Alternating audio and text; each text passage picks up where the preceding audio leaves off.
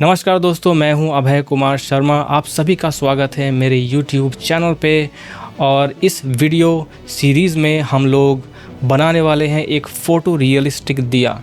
एक पूरा सीन बनाएंगे हम दिए का, और इसमें हम लोग सीखने वाले हैं modelling, UV layout, texturing, lighting, animation, multipass compositing, बहुत सारी चीज़ें। और वो भी हम लोग सब कुछ स्टेप बाय स्टेप सीखेंगे। ये काफ़ी नोट्स हैवी होने वाला है। इसमें हम लोग ज्योमेट्री नोट्स यूज़ करने वाले हैं, शेडर नोट्स यूज़ करेंगे एंड कंपोजिटिंग नोट्स भी यूज़ करेंगे। तो बहुत कुछ कवर करना है, चलिए शुरू करते हैं। तो हम लोग दिया मॉडल करते हैं। सबसे पहले मैं इसको डिलीट कर दूँगा और हम लोग एक सर्कल ऐड करेंगे जो कि होगा 16 सेगमेंट्स का, ठीक है। और अभी हम अगर जाएं एडिट मोड में तो आप देख सकते हैं कि ये 16 पॉइंट्स हैं इसके ऊपर। अभी इसको दिया बनाने के लिए हम लोग बेसिकली इसको बस एक्सट्रूड करते जाएंगे, पोजीशन करेंगे, स्केल करेंगे, ज़्यादा कुछ फैंसी नहीं करने वाले यहाँ पे हम लोग, ठीक है। तो इसको मैं एक्सट्रूड करता हूँ और इसको स्केल करते हैं थोड़ा ऐसा, ओके। एक्सट्रूड, स्केल, एक्सट्रूड, ऊपर की तरफ मूव कर रहा हूँ, फिर से एक्सट्रूड, स्केल डाउन और फिर से एक्सट्रूड। इसको छोटा करेंगे और नीचे की तरफ ले जाएंगे और फिल कर देंगे। ये वाला भी फिल कर देता हूँ मैं, ठीक है। काफ़ी ये मोटा हो गया लगता है। ये वाला पोर्शन भी थोड़ा नीचे लाता हूँ मैं।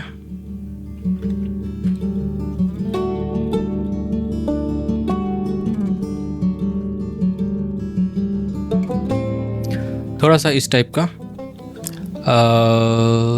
आई थिंक इसको हम लोग थोड़ा बड़ा कर सकते हैं ऐसा, ठीक। तो ये एक दिया तो नहीं है, बट हाँ एक शेप हमने बना लिया है। अब इसको क्या करेंगे कि जो दिए का शेप होता है, अगर आप उसको देखेंगे तो आगे वाला पार्ट निकला हुआ होता है। तो ये ले लेते हैं हम लोग इससे, इस तरीके से इसको मूव कर लेते हैं। तो ये दिखने में थोड़ा दिया टाइप का होगा।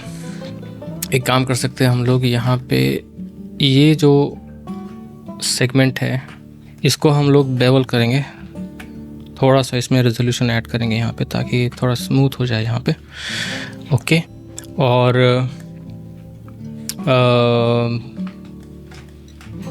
अभी हम लोग इसको एक काम करते हैं, एक सब डिविज़न सरफेस मॉडिफायर डालते हैं इसके ऊपर। तो ये कुछ इस तरीके से हो जाएगा जो कि काफ़ी गंदा दिख रहा है। तो एक तो इसको स्मूथ करते हैं हम लोग। अभी प्रॉब्लम ये है कि इसके जो एजेस हैं वो कम्प्लीटली एक दूसरे में मर्ज हो गए हैं। तो या तो हम लोग एज क्रीज के थ्रू इसको शार्प कर दें, या फिर हम लोग सिंपली जो जिसके जो एजेस हैं, जो कॉर्नर्स हैं, उनको हम लोग सेलेक्ट करते हैं एज मोड में जाके। ये मैं सेलेक्ट करूँगा सबको, ये सब, ये भी ले लेते हैं और नीचे का भी ले लेते हैं और इसको बेवल करेंगे, कंट्रोल बी, और बस इतना बेवल दे देंगे। तो इससे क्या होगा कि जिसको इसके जो कॉर्नर्स हैं ना, वो सब डिवीज़न सरफेस में वो होल्ड करेंगे उसको, तो वो दिखने में उतना ख़राब नहीं लगेगा, ठीक है। दूसरी चीज़ कि जो यहाँ पे जो पॉलीगॉन्स है वो काफ़ी स्ट्रेच्ड है, तो यहाँ पे, और दूसरा इसका जो शेप है वो भी काफ़ी इस तरीके से, इसको थोड़ा सा हम लोग कर्व करेंगे। बहुत ही स्ट्रेट है, इसको थोड़ा कर्व करेंगे, ठीक है। तो उसके लिए मैं यहाँ पे 2 सेगमेंट्स ऐड करता हूँ और इसको थोड़ा स्केल करते हैं कुछ इस तरीके से, ठीक है। तो ये अभी अच्छा लग रहा है। और मैं यहाँ पे भी एक हल्का सा लिप दे सकते हैं। मतलब अगर मैं यहाँ पे जाऊँ, इसको थोड़ा बेवल करते हैं और ये वाला जो सेगमेंट है इसको अंदर की तरफ ले लेते हैं थोड़ा इस तरीके से, ठीक है। और जैसे हम लोग ने बाहर में सेगमेंट्स डाले हैं, यहाँ पे भी 2 डाल देता हूँ मैं, ठीक है। और अभी हम लोग ये ऑन करते हैं और स्कल्प्ट मोड में जाता हूँ मैं। टॉप व्यू और इसको एक दिए का शेप देने की कोशिश करेंगे। तो मैं ग्रैब टूल लूँगा और इसको हम जो भी हम लोग करेंगे वो एक्स के इस साइड में, वो उधर मिरर होने के लिए इसको ऑन करना पड़ेगा, एक्स मिरर। और इसको हम लोग एक दिए का शेप देते हैं कुछ इस तरीके से। तो मुझे तो ये ठीक ठाक लग रहा है। अभी एक चीज़ और कर देते हैं हम लोग। अगर मैं वर्टेक्स मोड में जाऊं तो ये अपने को फिल कर देना चाहिए प्रॉपरली। ठीक है, ऐसा ज़रूरत नहीं है बट मैं करना चाहता हूं। तो इसको और इसको मैं पहले मर्ज कर देता हूं एक सेंटर पे, और फिर हम लोग यहाँ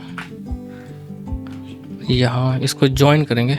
तो आप जे दबाएंगे तो ये जॉइन हो जाएगा, जॉइन। तो बेसिकली मैं इनको क्वाड्स में कन्वर्ट कर रहा हूँ। ये बन गए क्वाड्स। नीचे भी बॉटम में जाएंगे और ये भी हमें यहाँ पे करना पड़ेगा, merge at centre, merge at centre. ये जे, ये और ये जॉइन, जॉइन हो गया। और ये ठीक है। और आप यहाँ रेंडर में जो सब डिवीज़न है वो 2 सेट किया हुआ है और व्यू पोर्ट में 1 है। तो इसको देखना एग्जैक्टली कैसा दिखेगा, तो कुछ इस तरीके से ये दिखेगा और मेरे हिसाब से ये ठीक दिख रहा है। एक काम कर सकते हैं, यहाँ पे ये काफ़ी ज़्यादा क्या बोलते हैं वो, शार्प लग रहा है मुझे। तो अगर मैं चाहूँ तो इसको थोड़ा सा स्मूथ कर सकता हूँ इस तरीके से। ठीक है, ओके। तो हमारा दिया रेडी है। तो इसको नाम दे देते हैं हम दिया। इसका एक अपना कलेक्शन बनाते हैं, एम न्यू कलेक्शन दिया underscore C, C means collection. ठीक है, तो दिया बन के रेडी है। फाइल को सेव कर लेते हैं, दिया अंडरस्कोर V01।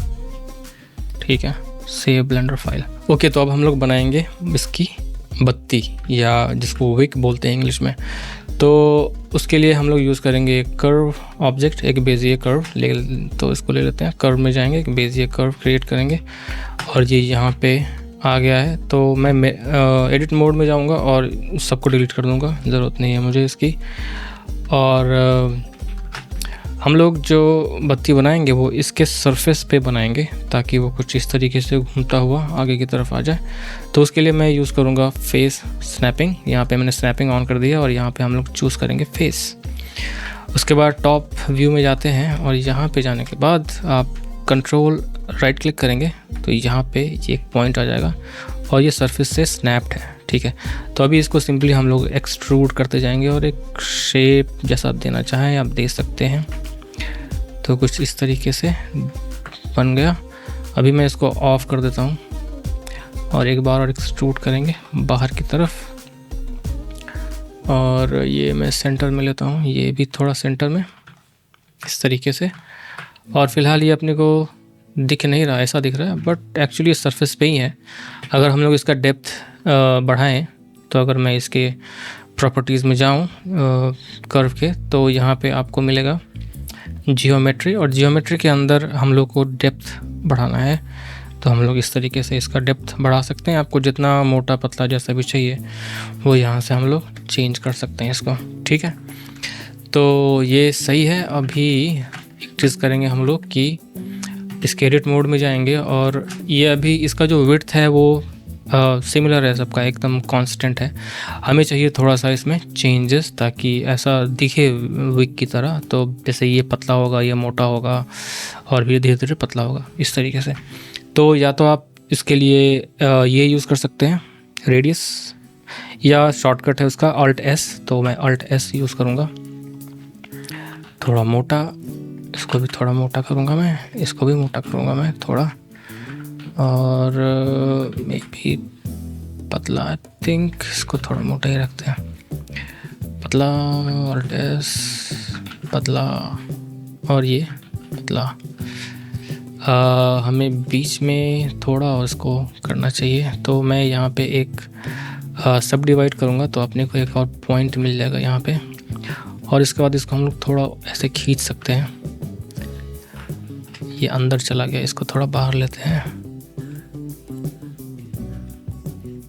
इस तरीके से। तो ये जो बत्ती है आई थिंक कि अभी रेडी है ये। ओके, तो इसका नाम दे देते हैं हम लोग विक, जॉन विक, और ये आ गया इधर दिया के कलेक्शन में। तो ये अपना बत्ती बन गया। अभी हम लोग बनाएंगे सिंपल जो ऑयल होता है। ऑयल बनाने के लिए हम लोग सिंपली एक प्लेन लेंगे और साइड व्यू में जाते हैं और इसको हम लोग थोड़ा ऊपर ले लेते हैं पहले, जहाँ तक आपका जो तेल का जो लेवल है, इसमें कितना तेल डाला हुआ है, तो इस टाइप का थोड़ा और ऊपर ले सकते हैं ऐसा। ओके, और इसको स्केल करेंगे थोड़ा, और इसमें मैं सिंपली एक सब डिवीज़न सरफेस डालूँगा, ये ऑटोमेटिकली राउंड हो जाएगा, और इसका सेगमेंट बढ़ाएंगे और इसको अप्लाई कर देंगे। तो अपने पास कुछ सेगमेंट्स यहाँ पे मिल गए हैं। अभी हम लोग जाएंगे स्कल्प मोड में और इसको थोड़ा सा खींच लेंगे। एक्स मिरर ऑन कर देते हैं और देखें कि ये बाहर की तरफ ना आ जाए, तो थोड़ा अंदर, सही है। ओके, इसमें एक चीज़ और करेंगे कि इस ये एकदम थिन है, मतलब रेजर शार्प, मतलब कोई ज्योमेट्री बेसिकली है नहीं। अगर आप मतलब अगर हाइट की बात करूँ तो कुछ नहीं है, ज़ीरो है, तो ऐसा होना नहीं चाहिए। तो हम लोग इसको थोड़ा सा ऑफसेट देंगे, तो उसके लिए मैं इसको थोड़ा एक्सट्रूड कर दूंगा बस हल्का सा, ठीक है। तो अगर मैं आइसोलेट करूँ इसको, तो देखिए कुछ इस तरीके से ये हो गया है, और इसको मैं कर दूंगा स्मूथ शेडिंग। तो अभी यहाँ पे नॉर्मल थोड़े से अजीब दिख रहे हैं, तो उसके लिए मैं यूज़ करूँगा, ये यूज़ कर सकते हैं ऑटो स्मूथ, तो ये ठीक हो जाएगा। तो आते हैं आइसोलेट से बाहर। तो ये है अपना ऑयल, इसको अपने कलेक्शन में ले लेंगे, ठीक है। तो हमने दिया जो है वो बना लिया है। अभी हम लोगों को इसका फ्लेम बनाना है, और जो फ्लेम है वो हम लोग बनाएंगे ज्योमेट्री नोट्स के अंदर।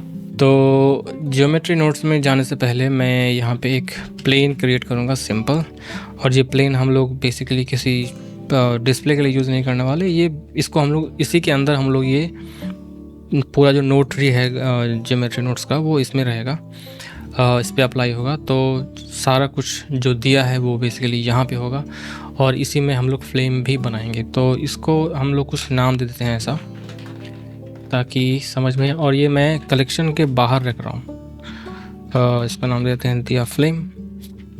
इसको बाहर क्यों रखा है मैंने? कलेक्शन के बाहर, जो अपना कलेक्शन है दिया का, उसके बाहर क्यों है? उसके पीछे रीज़न ये है कि जब हम लोग फ्लेम इसका बनाएंगे, ठीक है, तो वो एक दिया के लिए होगा, राइट।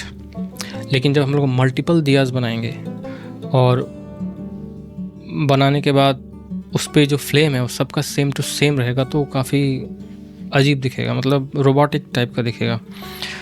उतना रियल वर्ल्ड में वैसा होता नहीं, उसमें थोड़ा रैंडमनेस होना चाहिए। तो इसीलिए मैंने फ्लेम को बाहर रखा है, और इसी फ्लेम के अंदर ही मैं दिया का जो ज्योमेट्री है वो मैं इसमें मर्ज कर दूंगा।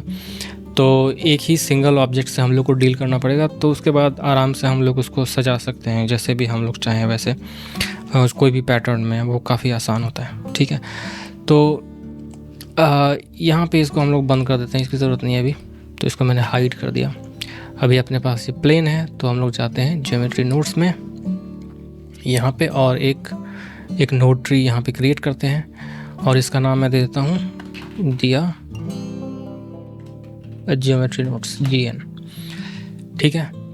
तो इनपुट की ज़रूरत नहीं है, और जो कलेक्शन है वो यहाँ पे हम लोग ले लेते हैं अपना। तो ये दिया कलेक्शन, इसको मैं यहाँ ड्रैग कर लेता हूँ। तो ड्रैग करने के बाद क्या होगा कि इसके अंदर जो भी ऑब्जेक्ट्स हैं वो एक इंस्टेंस, यहाँ पे देखिए एक इंस्टेंस लिखा हुआ है। ये ज्योमेट्री है बट ये एक इंस्टेंस है, यानी कि ये रियल ज्योमेट्री नहीं है, बट ठीक है। तो अभी क्या करेंगे कि हम लोग जो फ्लेम है वो कैसे बनाएंगे, तो मैं उसके लिए यूज़ करूँगा एक मैश, एक कर्व लाइन, कर्व लाइन। तो ये कर्व लाइन है, इस पे अगर मैं कंट्रोल क्लिक करूँ तो ये आपको यहाँ पे दिखेगा, और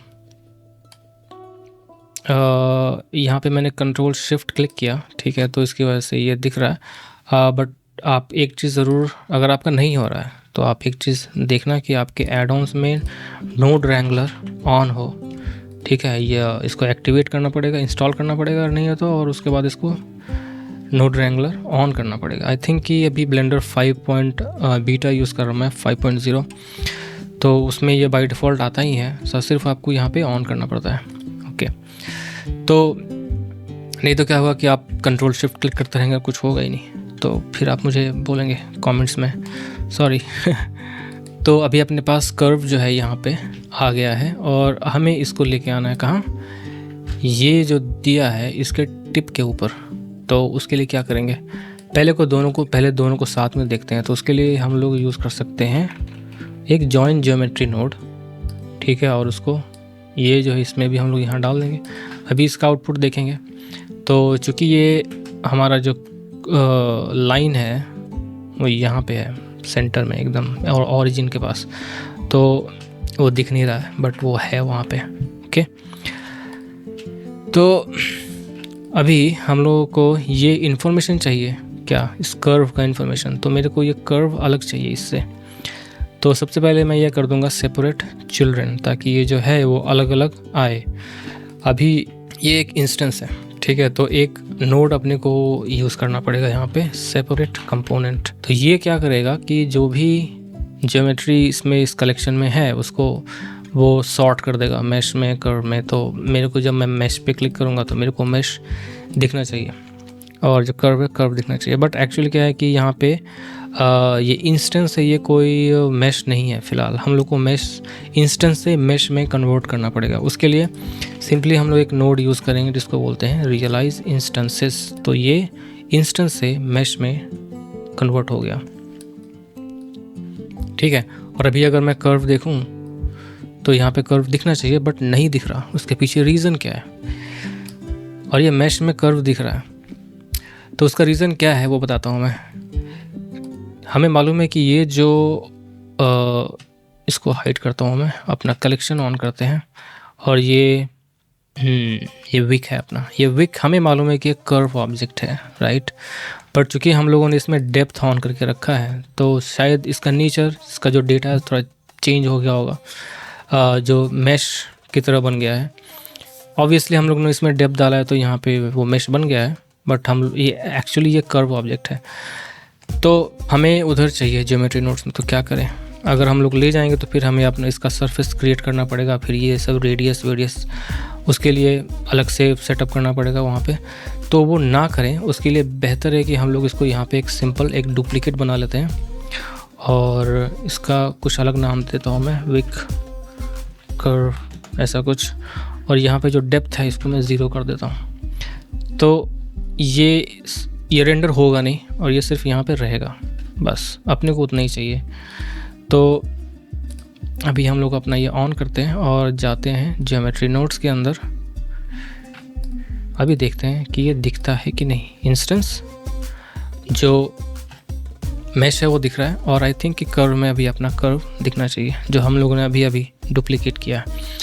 ओके, तो ये कर्व हमें मिल गया। अभी क्या करेंगे कि इसका जो इन्फॉर्मेशन है पॉइंट्स का वो हमें चाहिए, और स्पेशली टिप का इन्फॉर्मेशन चाहिए, ताकि जो हमारा ये कर्व लाइन है जिसको हम लोग फ्लेम बनाएंगे वो उसके ऊपर पोजीशन कर सकें। तो पोजीशन करने के लिए हम लोग क्या करते हैं, एक सिंपल ट्रांसफॉर्म यूज़ कर सकते हैं, ट्रांसफॉर्म जियोमेट्री।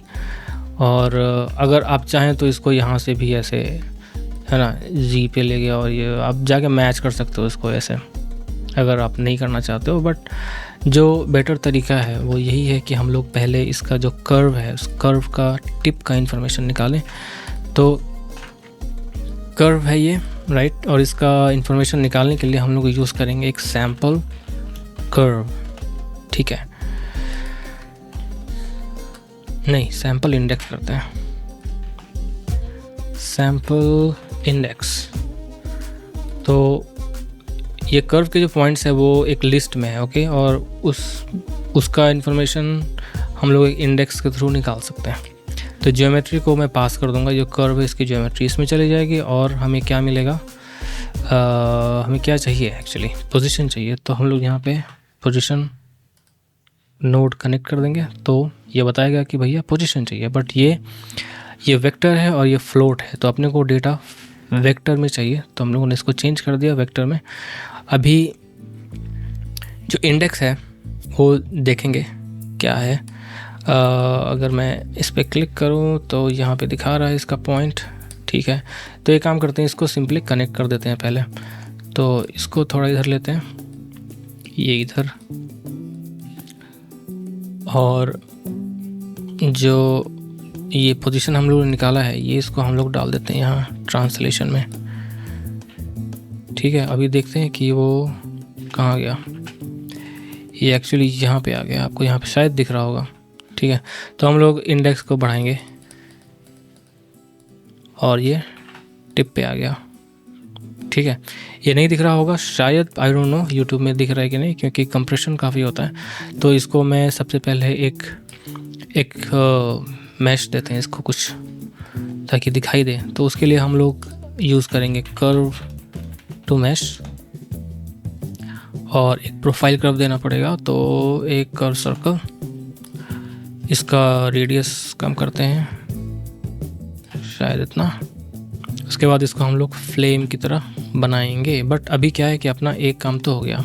ऑलराइट, तो अभी क्या करेंगे कि इसमें थोड़ा सा फ्लेम का जो शेप देने के लिए इसको एनिमेट करते हैं पहले, ठीक है। उसके बाद इसको शेप देंगे, ओके। तो एनिमेशन काफ़ी इजी है। जो कर्व लाइन है इसमें हम लोग इसके जो पॉइंट्स है उसको एनिमेट करेंगे। तो हम लोग इसको सेट पोजीशन एक नोड लेंगे और ये जो ऑफसेट है ये एनिमेट करेंगे। बट अभी ये सारे ऑब्जेक्ट्स पे, सारे पॉइंट्स पे काम कर रहा है एक साथ, हमें इंडिविजुअली इसको मूव करना है। तो उसके लिए मैं एक नॉइज़ टेक्सचर ले सकता हूँ, नॉइज़ टेक्सचर, और जो कलर आउटपुट है इसको हम लोग ऑफसेट में डालेंगे। और अगर आप इसको 4D में करेंगे तो ये कुछ इस तरीके से एनिमेट होगा। और ये चूँकि इसके अंदर ज़्यादा सेगमेंट्स नहीं हैं, ये जो आपको दिख रहा है इतना डेंस, ये इससे आ रहा है। रेजोल्यूशन 32 जो है, इसको मैं 8 कर देता हूँ, ठीक है।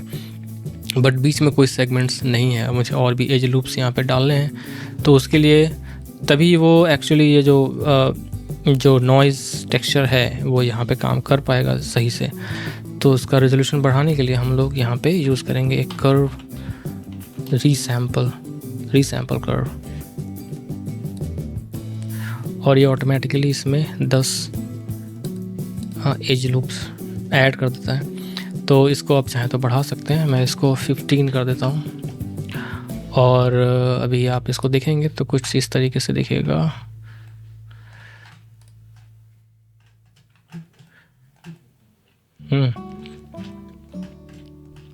और इसको अगर मैं एनिमेट करूं तो ये ऐसा एनिमेट हो रहा है, बट काफ़ी फास्ट है, ओके। तो एक काम करते हैं, इसमें हम लोग एक डालते हैं एनिमेशन फ्रेम। तो जो अपना फ्रेम है, यानी कि अपना जो टाइमलाइन है, जब इसको हम लोग प्ले करेंगे तो ये काफ़ी फास्ट तरीके से हो रहा है, बट हर फ्रेम पे इसका वैल्यू चेंज होता है, तो काफ़ी फास्ट है। तो इसको हम लोग थोड़ा कम करेंगे, उसके लिए एक मल्टीप्लाई यूज़ कर लेंगे, मल्टीप्लाई, और इसको मे बी 0.1 से मल्टीप्लाई कर दें, फिर भी ज़्यादा है 0.01, अभी सही है। बट ये फ्लेम की तरह लग नहीं रहा क्योंकि बहुत ही ज़्यादा डिस्टॉर्ट हो रहा है। तो इस स्केल जो है वो हम लोग कम करते हैं, may be something like this. अभी इसको हम लोग बढ़ा सकते हैं इस तरीके से। But instead of like animating ये W को एनिमेट करने से अच्छा है हम लोग क्या करें कि जो इंटायर जो टेक्सचर है ये नॉइज़ का, ये 3 डायमेंशनल टेक्सचर है, ओके। ये हर एक्सिस में एग्जिस्ट करता है। अगर हम लोग इस पूरे टेक्सचर को मूव करें तो भी हमें ये एनिमेशन मिलेगा। अगर आप फ्लेम को, जो कैंडल का फ्लेम हो सकता है या दिए का फ्लेम है या कोई भी फ्लेम अगर आप देखेंगे तो आपको लगेगा कि वो नीचे से ऊपर की तरफ जा रहा है। तो उस तरह का लुक अगर हम लोग को अचीव करना है तो हम लोग अगर पूरा जो टेक्सचर है उसको अगर मूव करें जैसे नीचे से ऊपर की तरफ, यानी कि जी एक्सिस में, तो उस तरह का लुक अचीव कर सकते हैं। ठीक है, तो उसके लिए क्या करना पड़ेगा कि जो ये वेक्टर है ये पोजीशन है बेसिकली। ठीक है, तो पोजीशन को हम लोग को अलग करना पड़ेगा, यहाँ पे पोजीशन स्पेसिफाई करना पड़ेगा क्योंकि हम लोग बीच में कुछ ऑपरेशंस कर पाएँ। ठीक है, अभी मैं इसमें एक वेक्टर मैथ यूज़ करूँगा और ये जो टेक्सचर है इसको हम लोग यहाँ मूव कर सकते हैं अभी। तो अगर मैं मूव करूँ तो कुछ इस तरीके से मूव होगा, ये नीचे की तरफ अगर हम लोग जाएँ तो ये अभी मेरे हिसाब से सही जा रहा है। ओके, तो एक तो सेपरेट कर दें इसको हम लोग, सेपरेट XYZ आ गया, कंबाइन करना पड़ेगा, कंबाइन XYZ। तो अभी हम लोग इसको कर सकते हैं। ठीक है, तो अभी ये जो है ये मैं यहाँ पे ऐड कर दूँगा।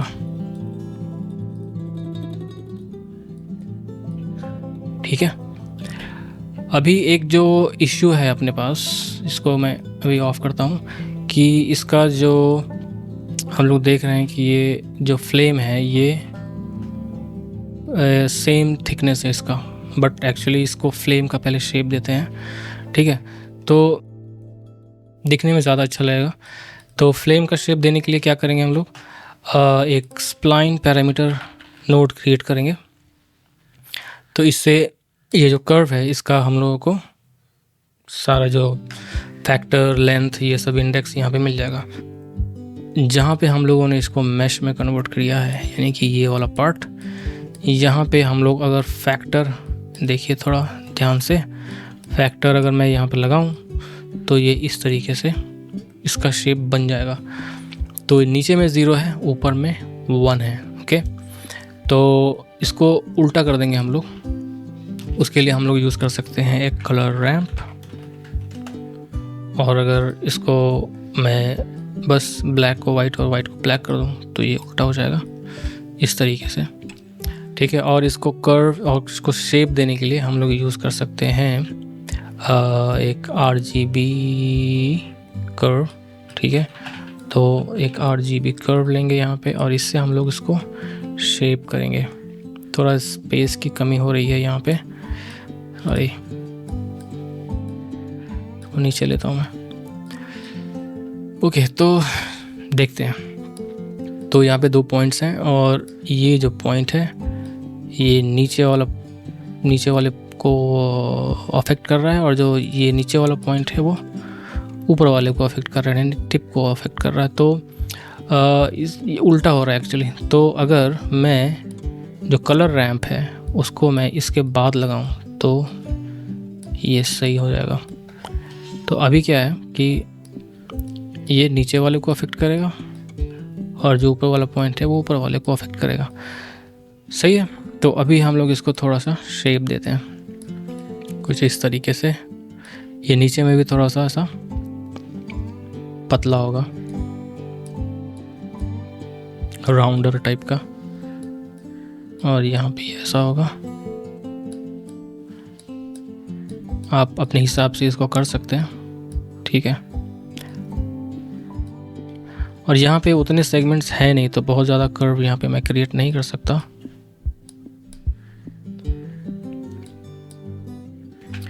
बट ठीक है, अगर आप चाहें तो यहाँ पे एक, या तो यहाँ पे ये बढ़ा सकते हैं, कहाँ गया रीसैम्पल काउंट, या फिर आप सब डिवीज़न सरफेस यूज़ कर सकते हैं। तो मे बी एक सब डिवीज़न सरफेस यूज़ कर लेते हैं। कर्व टू मैश के बाद एक सब डिवीज़न सरफेस चाहिए अपने को ऑपरेशन, और ये इस तरीके से स्मूथ हो जाएगा। ठीक है,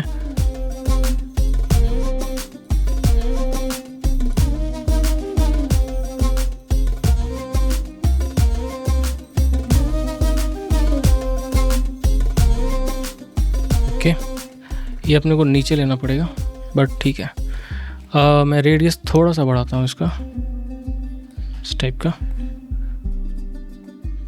आई थिंक कि छोटा तो नहीं लग रहा, ये काफ़ी छोटा लग रहा है मुझे, ऐसा लग रहा है। तो इसका जो हाइट है वो थोड़ा सा बढ़ा सकते हैं हम लोग, और जो रेडियस है वो भी, और ये पूरे को नीचे लेके आते हैं। तो वो यहाँ से लेके आएंगे, बट चूँकि ट्रांसफॉर्म हम लोग ये यूज़ कर रहे हैं इसका ऑलरेडी, क्योंकि अपने को जो टिप पे रखना था इसको। तो एक काम करते हैं, यहाँ पे एक वेक्टर मैथ यूज़ करेंगे और इसको नीचे ले आएंगे z पे, समथिंग लाइक दिस, ऐसा। ऑलराइट, तो ये फ्लेम रेडी है। अभी देखते हैं एक चीज़, अगर मैं इसको ये यूज़ करें एनिमेशन तो कैसा दिखता है। ओह, ये तो कहीं और चला गया। हाँ, तो अपने को क्या करना पड़ेगा कि ये यहाँ चाहिए वापस, तो उसके लिए हम लोग ये जो नॉइज़ टेक्सचर से जो आ रहे हैं नंबर्स, इसको थोड़ा सा मॉडिफाई करना पड़ेगा। तो यहाँ पे हम लोग एक वेक्टर मैथ यूज़ करेंगे और सिंपली इसमें सब्ट्रैक्ट कर देंगे 0.5। तो या तो आप ऐड में कर सकते हो या सब्ट्रैक्ट में कर सकते हो। 0.5 तो ये आ गया, बट फिर भी ये यहाँ पे मूव हो रहा है, क्योंकि जो नॉइज़ टेक्सचर है ये इस कर्व के ऊपर बराबर तरीके से अफेक्ट कर रहा है हर एक पॉइंट को। हमें क्या चाहिए कि जो नीचे वाला पॉइंट है वहाँ पे इसका जो नॉइज़ टेक्सचर का जो इफ़ेक्ट है वो ज़ीरो हो, जिससे कि वो टिप पे एकदम चिपका रहेगा, और जैसे जैसे वो ऊपर की तरफ जा रहा है वैसे वैसे उसमें नॉइज़ जो है वो ज़्यादा उसको अफेक्ट कर रहा है। तो सिंपली हम लोग एक काम कर सकते हैं, यहाँ पे एक और एक वेक्टर ऑपरेशन कर सकते हैं। काम करते हैं, इसको थोड़ा इधर लेते हैं और उसके लिए एक यूज़ कर सकते हैं हम लोग सिंपली यही वाला जो वेक्टर मैथ है, इसी को मैं ले लेता हूँ और यहाँ पे यूज़ करेंगे स्केल।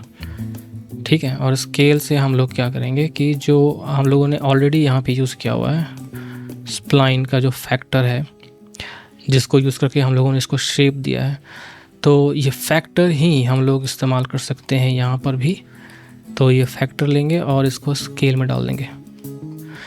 तो ये जब डालेंगे तो ये बेसिकली 0 to 1 का वैल्यू जनरेट करता है इस कर्व के ऊपर।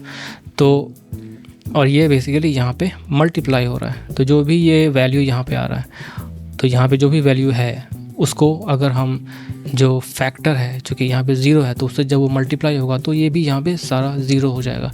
और जैसे जैसे इंडेक्स बढ़ रहा है कर्व का, फैक्टर भी बढ़ रहा है और जो नॉइज़ का जो पोजीशन है वो उससे मल्टीप्लाई हो रहा है, तो उसके हिसाब से उतना उतना इफेक्ट उसके ऊपर आ रहा है।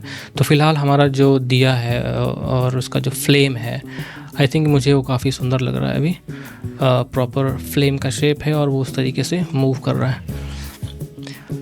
ओके, तो हमारा जो दिया है विथ फ्लेम वो बन के रेडी है। तो हमारा जो मॉडलिंग वाला जो फेज़ है वो आई थिंक कि कंप्लीट हो चुका है। ओके, और मैं एक काम करूँगा कि ये काफ़ी बड़ा हो गया है, इसको डिलीट कर दो और इस सबको मैं एक ही नोड में कन्वर्ट कर देता हूँ ताकि ये ऑर्गेनाइज रहे थोड़ा। तो मैं सबको सेलेक्ट करूँगा और ग्रुप करूँगा। ग्रुप के बाहर आएंगे, टैब दबाएंगे तो ये छोटा सा एक दिया बन गया अपने पास। ओके, ये है अपना दिया ग्रुप। ठीक, अभी इसको स्टॉप करते हैं। ठीक है, दिया बन गया। अब क्या करेंगे, फ्लेम को ऑफसेट करने के लिए हम लोग को एक काम करना पड़ेगा कि जो अगर हम लोग इसमें जाते हैं तो यहाँ हम लोग अभी इसका जो पूरा जो नॉइज़ टेक्सचर है उसको हम लोग मूव कर रहे हैं। अपने पास एक और तरीका है इसको एनिमेट करने का, वो ये है। ठीक है, इससे भी हम लोग एनिमेट कर सकते हैं, जो कि हम लोग इसको एक्सपोज कर देंगे। किस लिए, ताकि जब इसको ढेर सारा दिया बनाएंगे तो उसका जो फ्लेम है उसको ऑफसेट करने के लिए हम लोग इसका यूज़ कर सकते हैं। तो बेसिकली जो ग्रुप इनपुट है वो मैं यहाँ पे लेके आता हूँ और W को यहाँ पे कनेक्ट कर देंगे, ठीक है। और अगर अब इससे हम बाहर आएँ तो इस W से हम लोग फ्लेम का ऑफसेट कंट्रोल कर सकते हैं। ओके, तो आज की वीडियो में बस इतना ही, मिलते हैं पार्ट 2 में।